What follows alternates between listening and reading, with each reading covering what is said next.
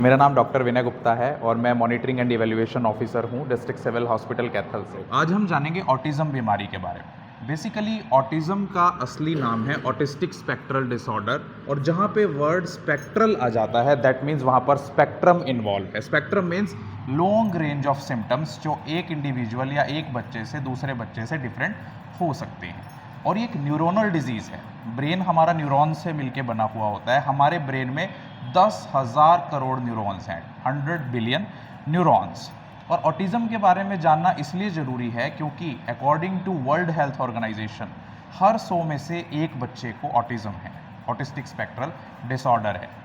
United States of America में 2020 में conduct की गई एक स्टडी में, जो वहाँ के 11 स्टेट्स में हुई थी, उसमें 4.3 टाइम्स बॉयज़ अफेक्टेड थे गर्ल्स के मुकाबले। यानी सेक्स प्रीडायलेक्शन की अगर हम बात करें तो ऑटिज़म बॉयज़ में ज़्यादा कॉमन होता है बजाय कि गर्ल्स के। अगर 3 लड़के ऑटिस्टिक हैं तो 1 लड़की ऑटिस्टिक होती है। अब इनके बारे में जानना इसलिए ज़रूरी है क्योंकि ऐसे बच्चों को हम अलग तो कर नहीं सकते, आइसोलेट। इसकी रिस्पॉन्सिबिलिटी कम्युनिटी की भी है, सोसाइटी की भी है, स्कूल की भी है, और जो भी एजुकेशनल इंस्टीट्यूशन ये लोग अटेंड करते हैं उनकी भी रिस्पॉन्सिबिलिटी इन लोगों की केयर करने की होती है। अब ऑटिज़म होता क्यों है, कॉजेज़ क्या हैं ऑटिज़म के, कारण क्या हैं, ये जानना फीमेल्स के लिए इसलिए ज़रूरी है क्योंकि वो कंसीव करके प्रेग्नेंट होती हैं, फिर वो मदर बनती हैं। तो ड्यूरिंग प्रेगनेंसी भी अगर आपकी बॉडी में कोई परेशानी है या दिक्कत है तो आपका बच्चा ऑटिस्टिक हो सकता है। एंड आफ्टर बर्थ भी अगर बच्चे को कोई न्यूट्रिशनल कमी है उसके बाद भी ऑटिज़म हो सकता है। तो ध्यान से सुनिएगा, what are the causes of autism. Family genomes, अगर किसी बच्चे के सिस्टर, ब्रदर, मदर या फादर को ऑटिज़म कभी रहा है तो ऐसे बच्चे में ऑटिज़म होने के चांसेस बढ़ जाते हैं genetically. Second, maternal immune system. Immune system आप सभी को पता है। अगर किसी टू बी मदर या प्रेग्नेंट मदर को कोई ऐसी बीमारी है कि उसके अंदर किसी बीमारी के लिए ऐसे प्रोटीन्स बन गए हैं, ऐसी एंटीबॉडीज़ बन गई हैं जो बच्चे के माइंड की डेवलपमेंट के लिए डेंजरस हैं, ऐसे बच्चे को भी ऑटिज़म हो सकता है after the delivery. Neurons communication, जैसे जैसे बच्चे का माइंड या ब्रेन डेवलप होता है आफ्टर बर्थ तो न्यूरॉन्स एक दूसरे के साथ कम्युनिकेशंस बनाते हैं, एक दूसरे के साथ कम्युनिकेशंस जोड़ते हैं। अगर इस दौरान कोई कॉम्प्लिकेशन आ जाती है तो भी ऑटिज़म डेवलप हो सकता है। एडवांस्ड पेरेंटल एज, आजकल शादियां बहुत लेट हो रही हैं, 34-35 साल में, 36 साल में, 30 साल में, पहले 25 साल तक मैरिज लगभग हो जाती थी। तो जैसे जैसे एडवांस्ड एज होती है पेरेंट्स की या जो जिनकी मैरिज होती है यूथ की, तो ऐसे जो कपल जब पेरेंट्स बनते हैं उनके बच्चे को भी ऑटिज़म होने के चांसेस बढ़ जाते हैं। उसका रीज़न ये है कि जैसे जैसे एज बढ़ती है तो जो हमारी सेल की डिवीज़न होती है, आपने माइटोसिस और मियोसिस पढ़ा होगा, तो जो क्रोमोसोम्स की मूवमेंट है वो यंग एज में एक्टिव होती है, और जैसे जैसे एज एडवांस होती है तो मूवमेंट रिस्ट्रिक्टेड हो जाती है, जिस वजह से कई क्रोमोसोमल डिसऑर्डर्स हो जाते हैं, down syndrome, XXX syndrome, XXY syndrome. तो ऐसे ही ऑटिज़म भी ऐसे बच्चों में हो जाता है जो एडवांस पेरेंटल एज होती है। Prenatal exposure to air pollutants, आजकल एयर पोल्यूशन काफ़ी हो रहा है, तो जिस वजह से अगर छोटा बच्चा 5 या 6 साल तक एयर पोल्यूशन के उसमें कांटेक्ट में आएगा तो ऐसे बच्चों के MET जीन में म्यूटेशन हो जाती है जिससे कि उसे ऑटिज़म डेवलप हो सकता है। प्री मैच्योर बर्थ, आपने प्री मैच्योर बर्थ सुना है, समय से पहले डिलीवरी हो जाती है, 9 महीने कंप्लीट नहीं होते हैं पहले ही हो जाती है, प्री मैच्योर बेबी हो गया। तो कई केसेस में जहाँ पर एक्सट्रीम प्री मैच्योर बर्थ होता है 8 महीने में, 8.5 महीने में, उन बच्चों में भी ऑटिज़म डेवलप होता देखा गया है। वेरी लो बर्थ वेट, अगर बर्थ के दौरान बच्चा बहुत कम वेट का है, बहुत ज़्यादा कम वेट का है, ऐसे बच्चों में भी ऑटिज़म डेवलप हो सकता है।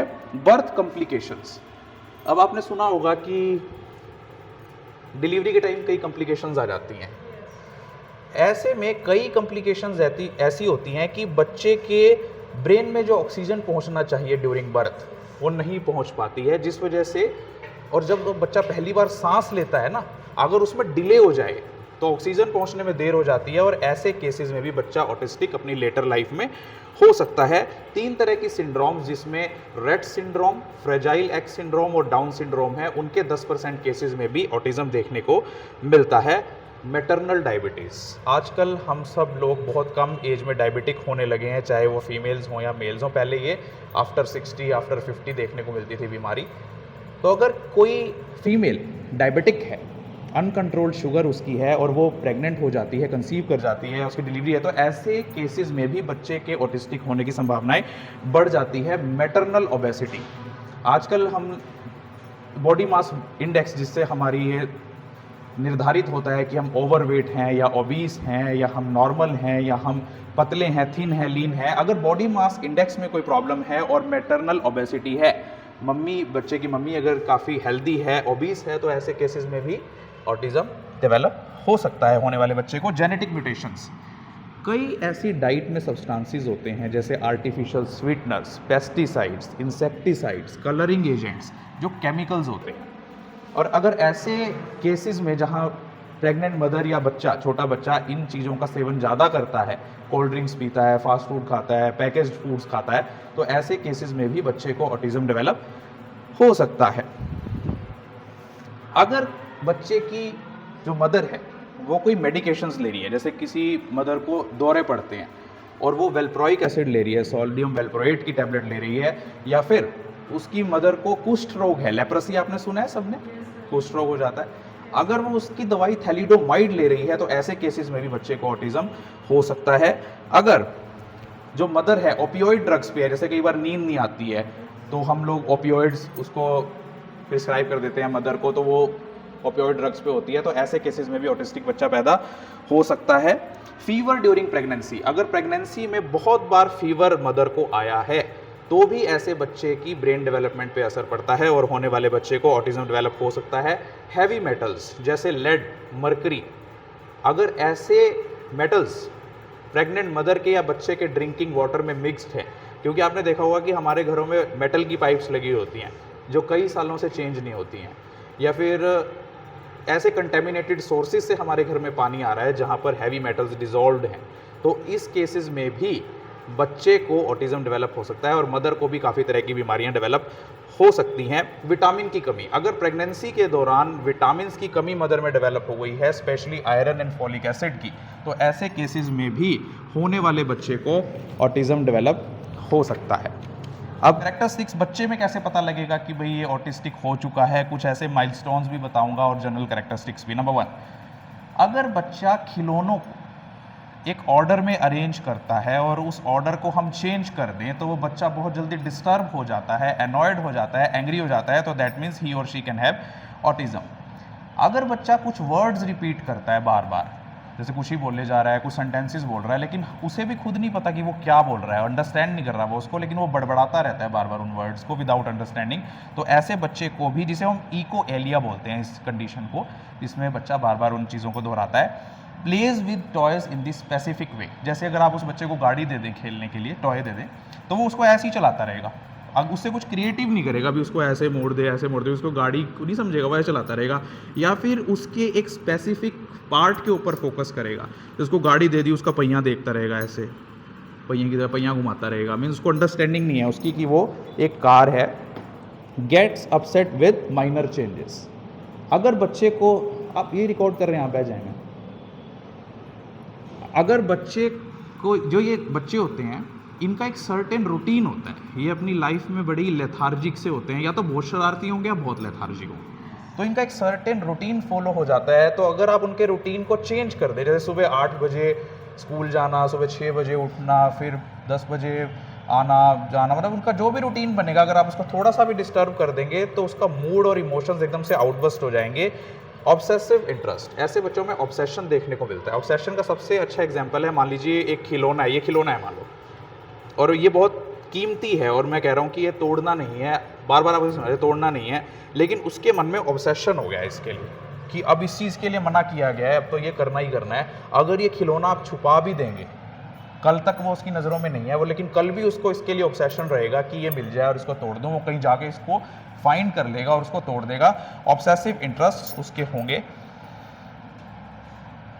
अनयूजुअल रिएक्शंस, जैसे हर सिचुएशन में बच्चा जब रिएक्ट करता है एक नॉर्मल बच्चे से अलग उसके अनयूजुअल रिएक्शंस होंगे। डिलेड लैंग्वेज स्किल्स, ऐसा बच्चा देर से बोलना सीखता है। डिलेड मूवमेंट स्किल्स, ऐसा बच्चा देर से अपने जो रूटीन के काम हैं, टॉयलेटरी उसकी मूवमेंट्स हैं, उनको देर से सीखता है। Hyper active, impulsive and inattentive, या तो बहुत शरारती होगा, इम्पल्सिव होगा, उसे संभालना बहुत मुश्किल होगा, इनअटेंटिव होगा, लैक ऑफ कंसंट्रेशन उस बच्चे में होगी। कभी कभी ऐसे बच्चों को एपिलेप्टिक सीजर्स यानी कि मिर्गी के दौरे भी पड़ सकते हैं। Unusual eating and sleeping habits, ऐसे बच्चे या तो बहुत देर तक सोएंगे या नींद ही नहीं आएगी उनको, रात को जागते रहेंगे, या अनयूजुअल ईटिंग हैबिट्स, ज़्यादा खाएंगे या बहुत कम खाएंगे। मतलब आप इजीली उनको पहचान पाएंगे। माइलस्टोन्स भी बताऊंगा कि कैसे आप पहचान सकते हैं कि इस बच्चे में ऑटिज्म डेवलप हो रहा है या नहीं। Unusual mood and emotional reactions, आम बच्चों से अलग होगा इन लोगों का मूड और इमोशनल रिएक्शन, रोने लगेंगे, हंसने लगेंगे, अचानक से ज़्यादा बोलने लगेंगे, शरारत करने लगेंगे। Anxiety, stress and excessive worry, ऐसे बच्चों में आपको एंग्जाइटी देखने को मिलती है। एंग्जाइटी होती है घबराहट। दो तरह के ब्रेन के फीचर्स होते हैं, नंबर 1 डिप्रेशन, नंबर 2 एंग्जाइटी। हमारा ब्रेन एक स्ट्रेट लाइन इमोशनल एबिलिटी के लिए बनाया गया है। जब डिप्रेशन का मतलब होता है कि उस स्टेबिलिटी से हम डिप्रेशन में चले गए हैं, और एंग्जाइटी का मतलब होता है कि वो ग्राफ स्टेबिलिटी का ऊपर चला गया है। एंग्जाइटी के जो फीचर्स होते हैं, कैरेक्टरिस्टिक्स होते हैं, हार्ट बीट फास्ट हो जाना, रेस्पिरेटरी रेट फास्ट हो जाना, स्वेटिंग होना, हाथ पैर कांपने लगना, तेज़ सांसें चलना, पसीना आना, नींद ना आना, पैनिक डिसऑर्डर हो जाना, लैक ऑफ फियर और एक्सेस फियर। या तो ऐसे बच्चों में डर बिल्कुल नहीं होगा, लैक ऑफ फियर, या वो एक्सेसिवली डरेंगे। जैसे अगर उसको ऊंचाई पे खड़े कर दें तो कहेगा जी मेरे को बिल्कुल डर नहीं लग रहा, कोई दिक्कत नहीं। अगर हम उसको बाइक पे भी बिठा दें तो कहे अरे ये कहाँ बिठा दिया इतनी। तो इसीलिए इसको ऑटिस्टिक स्पेक्ट्रल डिसऑर्डर बोला जाता है कि एक तरफ तो सिम्टम्स ऐसे दिख रहे हैं किसी व्यक्ति में और दूसरी तरफ दूसरे दिख रहे हैं। तो ऑटिज्म वाले बच्चे को आप पहचानेंगे कैसे, वो भी बताऊँगा। Note here when you spoke them directly, अगर आप डायरेक्टली उनसे बात करते हैं तो वो आपसे बात नहीं करते हैं, आपको अंडरस्टैंड नहीं कर पाते हैं, क्योंकि डिलेड कॉग्निटिव स्किल्स है, डिलेड लर्निंग स्किल्स हैं उनमें। Self injury and self isolation, ऐसे बच्चे खुद को इंजरी पहुंचाने में या खुद को सोसाइटी से अलग रखने में इंटरेस्टेड रखते हैं। जैसे अकेला बैठा होगा या कभी अपने आप को जैसे थप्पड़ मार लिया, चोट मार लिया, चोट लग गई तो उसको मतलब ही नहीं है कि मुझे चोट लग गई, कई ऐसे बच्चे भी होते हैं। Difficulty in reciprocal social communication. What is reciprocal social communication? आपका नाम क्या है? ये है रेसिप्रोकल सोशल कम्युनिकेशन। जब हम किसी से बात करते हैं वो समझ जाता है तुरंत कि मुझसे ये बात कही गई है, वो उसका रिप्लाई कर देता है, फिर मैं कुछ बोलता हूँ वो रिप्लाई कर देते हैं। इसको प्रैग्मेटिक कन्वर्जेशन भी बोलते हैं और रेसिप्रोकल सोशल कम्युनिकेशन भी बोलते हैं। रिपीटिटिव बिहेवियर्स, कई ऐसे बच्चे होते हैं जो खुद ही चक्कर खाते रहते हैं, जैसे उनको मज़ा आता है, खुद ही घूमते रहते हैं, ऐसे अपने उसमें गुम रहते हैं, फिर वो गिर जाते हैं, फिर थोड़ी देर फिर घूमने लगते हैं। ये भी एक सिम्टम हो सकता है कि बच्चे में ऑटिज़म डेवलप हो रहा है। अब कैसे पता लगे कि क्या बच्चे में ऑटिज़म हो रहा है? When to see a doctor, doctor के पास कब जाना है कि भाई अब तो ये बात हो गई, अब तो डॉक्टर के पास जाना पड़ेगा। अवॉइड और मेक्स नो आई कंटेक्ट, अगर बच्चा आपसे आई कंटेक्ट नहीं कर रहा है, 9 महीने का हो गया लेकिन आपकी आंखों में ही नहीं देखता है, जैसे आपकी आंखों को समझता ही नहीं, आपकी आंखों की मूवमेंट को फॉलो नहीं करता है, ही और she can be autistic. Does not respond by name up to 9 months of age, हम बच्चों के कुछ भी नाम रख देते हैं, बब्बू, गुड्डू, बेबी, अगर हमने रख दिया और वो अपने नाम को रिस्पॉन्ड नहीं कर रहा है, जैसे हम नाम लें गुड्डू इधर देखो, वो देखता ही नहीं, तो दैट मीन्स 9 महीने की एज तक अगर वो अपने नाम से रिस्पॉन्ड नहीं कर रहा है तो ही और she can be autistic. Does not show facial expressions of happy, sad, angry, surprise by 9 months of age, अगर 9 महीने की एज तक वो खुश नहीं हो रहा है, सैड नहीं हो रहा है, सरप्राइज नहीं हो रहा है, गुस्सा नहीं शो कर रहा है, तो ही और she can be autistic. Does not play simple interactive games by 12 months, जैसे गुड्डे गुड़ियों के साथ खेलना, अगर 1 साल तक वो गुड्डे गुड़ियों में इंटरेस्ट नहीं दिखा रहा, उसकी केयर नहीं कर रहा होता है ना, गुड्डे को मारने लगना या बिठाना, प्यार करना, खाना खिलाना, अगर वो उसकी तरफ वो ऐसे नहीं बिहेव कर रहा है तो ही और शी कैन बी ऑटिस्टिक। 1 साल की एज तक अगर वो सिंपल जेस्चर शो नहीं कर रहा है, हम छोटे बच्चे को कह देते हैं ना नमस्ते करो, वो ऐसे करता है, bye bye tata, bye bye tata, अगर 1 साल की एज तक वो सिंपल जेस्चर्स शो नहीं कर रहा है तो ही और she can be autistic. Use object show by 15 months, अगर वो किसी ऑब्जेक्ट्स में इंटरेस्ट शो नहीं कर रहा है, जैसे बच्चों की आदत हो, जैसे मैं अभी बच्चे को गोदी में उठा लूँ, छोटे बच्चे को, 1.25 साल का बच्चा मेरी गोदी में है और वो इस माइक को देख के वो ऐसे अपने खुद ना लेने की कोशिश करे कि भी ये बड़ा इंटरेस्टिंग सा लग रहा है, लाइट चल रही है। तो इफ़ ही और she is not showing interest in the objects by 15 months of age, he और शी कैन बी ऑटिस्टिक। अगर 18 महीने का बच्चा, 1.5 साल का हो गया बच्चा, लेकिन वो कोई भी ऑब्जेक्ट जिसमें उसको इंटरेस्ट है वो आपको नहीं शो कर रहा। कई बार आप देखना कि बच्चे जिस ऑब्जेक्ट में उनको इंटरेस्ट होता है तो एक बार वो ऐसे उठा लेते हैं तो फिर आपको कहते हैं ये देखो मुझे ये मिला। तो अगर वो इस तरह का interest by 18 months of age तक शो नहीं कर रहा तो ही और she can be autistic. Not notice others, अगर आप हर्ट हो रहे हैं 2 साल की एज तक, अगर बच्चा आपकी हर्टिंग की फीलिंग्स को नहीं समझ रहा है, आप कभी देखना कि बच्चे बहुत जल्दी पहचान लेते हैं कि ये गुमसुम है, उदास है, बोल नहीं रहा है, दुखी है, तो आपको ऐसे टच करते हैं अभी क्या हो गया। तो 2 ईयर्स की एज तक, 24 मंथ्स की एज तक अगर वो आपको नोटिस नहीं कर रहा है, अगर आप हर्ट हैं, तो ही और शी कैन बी ऑटिस्टिक। अगर अपने उम्र के अपने साथ के बच्चों के साथ वो इंटरेक्ट नहीं कर रहा है, उनको ज्वाइन नहीं कर रहा है, उनके साथ गेम्स नहीं खेल रहा है, उनके साथ बैठ नहीं रहा है, उनके साथ बोल नहीं रहा है, उसे कोई डिफिकल्टी आ रही है 3 साल की एज तक, तो ही और she can be autistic. Not pretend to be a teacher और सुपर हीरो बाय 48 मंथ्स, अगर 4 साल की उम्र तक आपका बच्चा किसी की नकल नहीं उतारता है। जैसे मैं अभी एक स्कूल में गया हुआ था, तो वहाँ मुझे ऑब्जर्वेशन के लिए बुलाया गया था कि मैंने ऑब्ज़र्व करना है उन्हें कि इनमें से कोई ऑटिस्टिक बच्चा तो नहीं है। तो नॉर्मल बच्चे की आपको इक्वालिटी बता रहा हूँ, तो वो बच्चा टीचर को बोलता है make a line, keep quiet, तो वो मिमिक कर रहा है अपने टीचर को, जो सुन रहा है डेली उस टीचर से बात।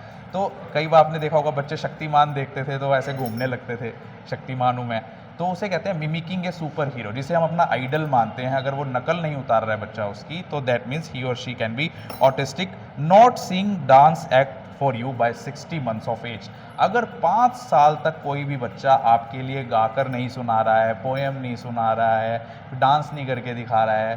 देखो, शाई होना एक बेसिक इंस्टिंक्ट है, शर्म आना, डर होना, गुस्सा होना, सरप्राइज होना, सैड होना, ये सब बेसिक इंस्टिंक्ट्स है, ये होने चाहिए।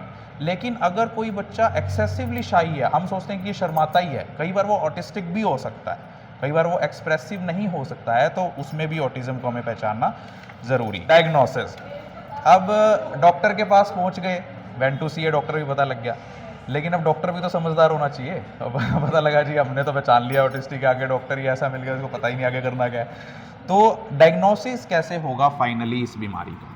Number 1, DNA testing for genetic disorders. ऐसे बच्चे के डीएनए को टेस्ट किया जाता है कि कहीं इसके अंदर कोई ऐसा जेनेटिक डिसऑर्डर तो नहीं है, डाउन सिंड्रोम तो नहीं है कि भाई उसकी वजह से इसके अंदर ये सिम्टम्स आ रहे हों। बिहेवियरल इवैल्यूएशन, हमने कई माइलस्टोन्स, ये तो बड़ी मैंने आपको समराइज तरीके से बताया, हमारे कई तरह के ऐसे बिहेवियरल इवैल्यूएशन नोट्स होते हैं जिसके बेसिस पे हम बच्चे को स्क्रीन करते हैं कि अगर उसके बिहेवियर में ये चीज़ है या ये चीज़ नहीं है तो इसको ऑटिज्म हो सकता है। विजुअल ऑडियो मेथड्स, बच्चे की वीडियो कई बार कई ऐसी हरकतें कर रहा है, हमारे सामने नहीं करेगा लेकिन घर पे कर रहे हैं, पेरेंट्स को बोलते हैं कि आप उनकी वीडियो बना लेना, बाद में हमें दिखा देना, तो उस तरीके से हम स्क्रीन कर सकते हैं। या बच्चे को भी कई तरह की वीडियोज़ और ऑडियोज़ सुनाकर हम पता लगा सकते हैं कि अंडरस्टैंड कर रहा है नहीं कर रहा है, तो इसका मतलब वो ऑटिस्टिक हो सकता है। ऑक्यूपेशनल थेरेपी स्क्रीनिंग, जो इस बीमारी के लिए इलाज है ऑक्यूपेशनल थेरेपी, हम बच्चे को वही देना शुरू कर देते हैं और उसी से हम स्क्रीन कर लेते हैं कि इसमें है कि नहीं। अगर वो इंप्रूव कर रहा है तो ठीक, उसको बीमारी है, अगर इंप्रूव नहीं कर रहा है सेम है तो इसका मतलब ऑटिस्टिक नहीं है वो। डेवलपमेंटल क्वेश्चनेयर, पेरेंट्स और बच्चों के लिए हमारे पास एक डेवलपमेंटल क्वेश्चनेयर होता है जिसमें हमने कई 100-150 तरह के क्वेश्चंस बना रखे हैं जो वर्ल्ड हेल्थ ऑर्गेनाइजेशन से अप्रूव्ड हैं, कि उसके अकॉर्डिंग अगर आप पेरेंट्स से क्वेश्चनिंग करेंगे कि जी 3 महीने में चलना सीख गया था, 3 महीने में खाने लग गया था, ऐसे करना, तो उस क्वेश्चनेयर्स को भरते भरते भी हमें पता लग जाता है कि बच्चे में ऑटिज्म हो सकता है या नहीं, क्या अवॉइड करना है। वैसे तो हम सबको ही ये डाइट में ये चीज़ें अवॉइड करनी चाहिए, लेकिन प्रेग्नेंट मदर्स को और डेवलपिंग बच्चे को ये चीज़ें अवॉइड करनी चाहिए। प्रिजर्वेटिव्स, कलरिंग एजेंट्स और स्वीटनर्स, आप जितनी भी ये चीज़ें खा रहे हैं बाहर से, कोई भी चॉकलेट भी ले रहे हैं, आइसक्रीम भी ले रहे हैं, तो एक आइसक्रीम में आर्टिफिशियल कलर भी है, प्रिजर्वेटिव भी है, उसमें आर्टिफिशियल स्वीटनर भी, क्योंकि कंपनी वाले उसको मीठा करने के लिए उसका अंदर सिंपल शुगर नहीं डालते जो हम घर में यूज़ करते हैं, वो और स्वीटनर्स यूज़ करते हैं, जैसे सेक्केरिन हो गई, जिसे हम स्क्रीन नहीं बोलते थे, जैसे उस पर लिखा रहता था रेडी के ऊपर, स्क्रीन साबित करने वाले को 1000 रुपये का इनाम दिया जाए, तो बेसिकली दैट स्क्रीन इज सेक्केरिन। तो आर्टिफिशियल स्वीटनर्स नहीं यूज़ करने। खिलाना क्या क्या है? Fresh fruits, vegetables, lean poultry, fish, unsaturated fats and lots of water. Treatment of children with autism. अब जी डॉक्टर ने, ये भी समझदार डॉक्टर था, उसने पहचान लिया ऑटिज्म है उस बच्चे को, तो ट्रीटमेंट भी तो होगा कुछ इसका। पहली बात, ऑटिज्म के लिए कोई फुल प्रूफ ट्रीटमेंट नहीं है कि उसको ये गोली दे दी, ये टैबलेट दे दी तो उसका ऑटिज्म ठीक हो जाएगा। टैबलेट्स और मेडिकेशंस हम जब देते हैं बच्चे को, अगर उसके अंदर कोई और सिम्टम ऐसा हो जिसे हमें सप्रेस करना है, जैसे एपिलेप्टिक सीजर्स, अगर किसी को दौरे पड़ते हैं तो उसके लिए हमें उसको दवाई देनी पड़ेगी। किसी को डिप्रेशन भी हो गया साथ में तो देनी पड़ेगी, किसी को एंग्जाइटी होगी तो देनी पड़ेगी, किसी को नींद नहीं आ रही तो देनी पड़ेगी। कहीं पर उसके अंदर कोई और ऐसी कमी फिजिकली हो गई, जैसे कैल्शियम की कमी होगी तो देनी पड़ेगी। बस अदरवाइज इसके लिए थेरेपीज ही होती हैं। Number 1 behavioural therapy, number 2 speech and language therapy, number 3 occupational therapy, number 4 group therapy, number 5 sensory integration therapy and number 6 physical therapy. Behavioural therapy बच्चे के बिहेवियर को इम्प्रूव करने के लिए, उसके डिस्ट्रक्टिव बिहेवियर और एग्रेशन को कंट्रोल करने के लिए और सेल्फ हार्म को कंट्रोल करने के लिए होती है। स्पीच एंड लैंग्वेज थेरेपी उसकी जो लैंग्वेज डिले हुआ है उसको ठीक करने के लिए होती है। ऑक्यूपेशनल थेरेपी वो होती है जो उसको फोकस कराती है उसकी डेली एक्टिविटीज़ पे, टॉयलेट कैसे जाना है या खुद को कैसे नहलाना है, सेल्फ केयर कैसे करनी है, प्ले कैसे करना है, इमोशनल रेगुलेशंस कैसे करना है। ग्रुप थेरेपी इसलिए होती है ताकि उसका सोसाइटी के साथ कम्युनिकेशन को इम्प्रूव किया जा सके, to address behaviour concern, social skills, concentration, communication and sensory process. अब स्कूल को क्या करना है? ये तो हो गया कि जी बच्चा है घर में और उसको स्कूल को क्या रोल प्ले करना है एक ऑटिस्टिक बच्चे के लिए। वैसे तो ये सभी बच्चों पे लागू होंगे जो मैं बता रहा हूँ, लेकिन कुछ पॉइंट्स ऑटिस्टिक बच्चों पर भी लागू होंगे, बीच में बता दूंगा। Number 1, create environment not over stimulating. आजकल हमने स्कूल्स के एनवायरनमेंट को ओवर स्टिमुलेटिंग बना दिया। जैसे कई स्कूल्स में मैं जाता हूँ, इंटरनेशनल स्कूल्स हैं वो, उसके अंदर क्लास के अंदर तेज म्यूज़िक बचा रखा है, पोएम के नाम पे, सॉन्ग के नाम पे, राइम्स के नाम पे, रिदम्स के नाम पे, और दीवारों को रंग दिया तेज लाल, तेज हरे, तेज पीले रंगों से। That is over stimulation of a child. हमारे ब्रेन को पढ़ने के लिए या समझने के लिए कंसंट्रेशन की ज़रूरत है। जब हम अपने ब्रेन को ओवर स्टिमुलेट कर देंगे, अगर आप लाइट के नीचे बैठ के पढ़ना होता है ना हमें, अगर लाइट ही इतनी तेज होगी कि आंखों से पढ़ा ही नहीं जा रहा, वो दिख ही नहीं रहा, तो we are over stimulated. So create a environment that is less stimulating and more understanding. Number 2, create routine and schedules in pictorial form. जितना हो सके बच्चों के रूटीन को और शेड्यूल को बनाने की कोशिश कीजिए, वही पिक्टोरियल रिप्रेजेंटेशन से। मैं एक स्कूल में गया था, दर्शन एकेडमी जगदीशपुरा में, उन्होंने दरवाज़ों के ऊपर पिक्टोरियल रिप्रेजेंटेशंस बनाई हुई है। हर दरवाजे पर अलग अलग तरह की पिक्चर्स हैं, जैसे खाना खाते हुए बच्चे की और नमस्ते करते हुए बच्चे की। तो उसको शेड्यूल पता लग रहा है कि जब आपने मिलना है कि इसे नमस्ते करें, बार बार वो पिक्चर उसके सामने आ रही है तो बार बार उसका शेड्यूल बन रहा है। Give fewer choices. वैसे तो नॉर्मल बच्चे को तो हम कितनी भी चॉइसेस दे सकते हैं। जैसे कलर्स हमारे बेसिकली 7 तरह के होते हैं, violet, indigo, blue, green, yellow, orange और रेड। अगर आप किसी बच्चे को, नॉर्मल बच्चे को कहेंगे ब्लू, ऑरेंज, येलो, रेड और वायलेट में से कलर चूज़ करो, तो वो आसानी से गेट कर लेगा। लेकिन एक ऑटिस्टिक बच्चा जिसके अंदर delayed cognitive and learning skills हैं, डिले हुआ है, तो उसको आप फ्यूअर चॉइसेस दीजिए। 2 ही 3 कलर्स बताइए, ब्लू और ग्रीन में से कौन सा पसंद है बच्चे, तो वो fewer choices, give fewer choices. Receptive motions समझाइए। अगर मान लीजिए कोई चीज़ आपको बतानी है कि ये ब्लैक कलर का बॉक्स आपने वाइट कलर के बॉक्स में रखना है, तो बजाय कि उसको आप ओरल इंस्ट्रक्शन दें, आप उसको करके दिखाइए। ये ब्लैक कलर का बॉक्स आपने ग्रीन कलर के बॉक्स में रखना है। अब आपके माइंड को ही पढ़िए कि यहाँ ग्रीन कलर का बॉक्स नहीं है, लेकिन फिर भी ग्रीन कलर का बॉक्स आपने इमेजिन कर लिया। तो ये होता है voice should be low and clear. आपकी आवाज़, ये हर बच्चे पे एप्लीकेबल है, आपकी आवाज़ बहुत ही लो वॉल्यूम की होनी चाहिए और क्लियर होनी चाहिए, क्योंकि जिसने आपकी बात समझनी होगी वो आपके धीरे बोलने से भी समझ जाएगा, और जिसने नहीं समझनी होगी वो आप जितना मर्जी चिल्ला लो नहीं समझेगा। लिमिट फिजिकल कांटेक्ट, ये ऑटिस्टिक बच्चों के लिए है। जैसे कई बार हमें बच्चों को बॉडी लैंग्वेज के थ्रू या उनको टच करके समझानी होती हैं चीज़ें, देखो बेटा इधर देखो। जो ऑटिस्टिक बच्चा है उससे कम से कम फिजिकल कांटेक्ट करना है, क्योंकि वो फिजिकल कांटेक्ट और बॉडी लैंग्वेज को नहीं समझता है। Allow student to stand instead of sitting. जितना भी हो सके, ये सब बच्चों पर लागू होता है, जितना भी हो सके बच्चों को स्टैंडिंग पोजीशन में पढ़ाएं बजाय कि बिठाने की। वाई? क्योंकि जब हम खड़े होते हैं तो हमारा माइंड ज़्यादा अटेंटिव होता है। आप देखिए जितने भी लेक्चर्स, जितने भी प्रोडक्ट लॉन्चेस होते हैं, वो चलते हुए, जैसे आप कोई प्रोडक्ट लॉन्च कर रहा है एप्पल, तो उसका सीईओ ऐसे स्टेज पे चलते हुए भाषण देता है। क्यों? Because our mind is more attentive, more concentrative when we walk, when we stand. इसीलिए बच्चों को जब आप पढ़ाते भी हैं या कोई पोएम उनके सामने सुनाते हैं, कोई सॉन्ग सुनाते हैं, तो आप देखिए उसमें ये मूवमेंट होने लगती है ऐसे बैक एंड फोर्थ, तो वो चीज़ उनकी कंसंट्रेशन को बढ़ाती है। जब वो बच्चे कुछ रटते हैं तो आपने देखा होगा कि वो मूवमेंट करने लगते हैं। 1-to-1 इंटरेक्शन, ये ऑटिस्टिक बच्चों के लिए है। अगर कोई बच्चा आपकी क्लास में ऑटिस्टिक है तो उसको ये मत समझिए कि वो लास्ट में बैठा है, यहाँ पे बैठा है, तो आप पूरी क्लास को पढ़ा रहे हैं तो वो समझ जाएगा कि यहाँ बिठा लिया। उससे 1-to-1 इंटरेक्शन रखिए, तभी वो आपकी बात को समझ पाएगा। एलिमिनेट स्ट्रेस, क्लासरूम में जाने से पहले, ये सभी बच्चों पे एप्लीकेबल है, अपने स्ट्रेस को बाहर छोड़ के आइए। क्यों? जब आप क्लास में पढ़ाने जा रहे हैं तो स्ट्रेस नहीं होना चाहिए। क्यों?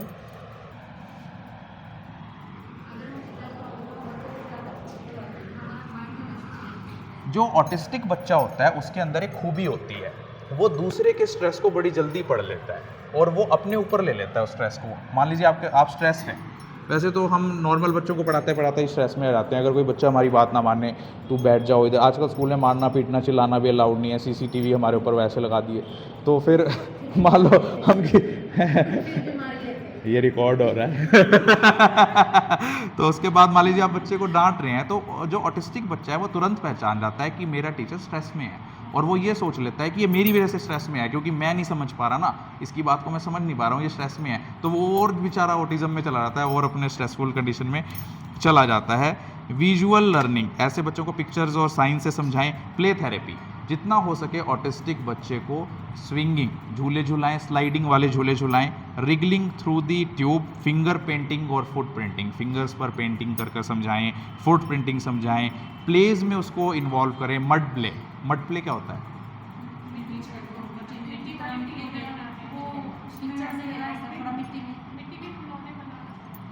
मड प्ले क्या होता है? क्या होता है मड प्ले?